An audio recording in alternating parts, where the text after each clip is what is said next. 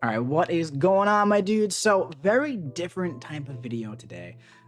Just, not one I'm excited to be making, of course. Not one that is fun to make. Some of you may recognize this guy right here. If you're pretty involved in the MCOC community, this is Pastor Coco. It's just one of the nicest guys in the whole community. Although I do have to say there is one pretty big downside to him, is that he is a Dallas Cowboys fan. At least in this situation, I can kind of ignore that for like the most part, but it is there. It is there. He's a smaller creator, so if you're not super involved in the community, you might not recognize him, but he's very active on Twitter, streams all the time on YouTube. He has a rank 5 Ascended Psycho Man for some insane reason that I still can't figure out. But this is him, and this is his beautiful family over here.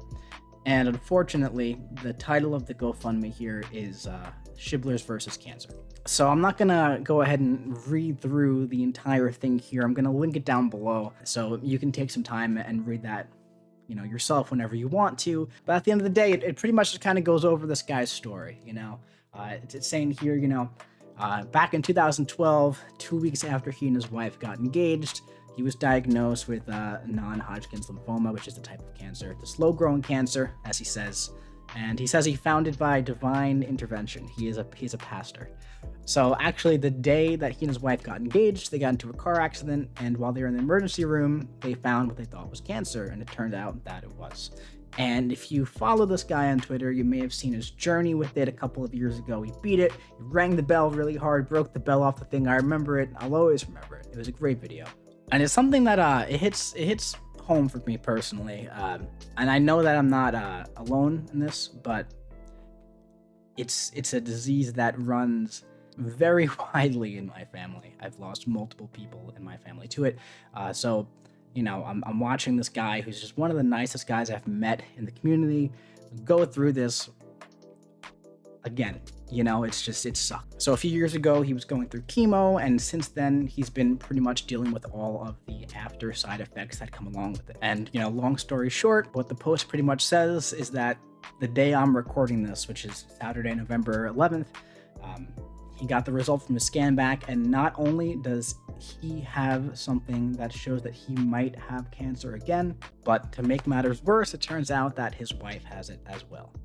And this right here, this line right here, we're starting this fund because we're still trying to pay off the bills from the first round of chemo. And I'm not even going to read the next line because I'm sitting here looking at a picture of this guy who is always so welcoming, so open, so complimentary of everybody. And I'm looking at his son, who can't be more than 6 or 7 years old. And I'm looking at this goal of $50,000 for all their medical bills. And I'm thinking to myself, hey, I have about 50,000 subscribers. If everybody gave just $1, that goal would be met.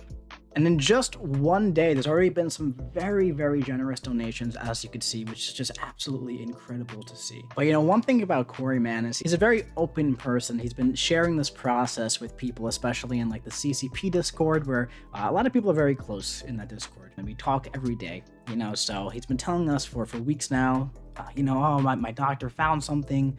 We don't know what it might be. I'm going to be going over some tests. Like the insurance is doing this, the insurance is doing that.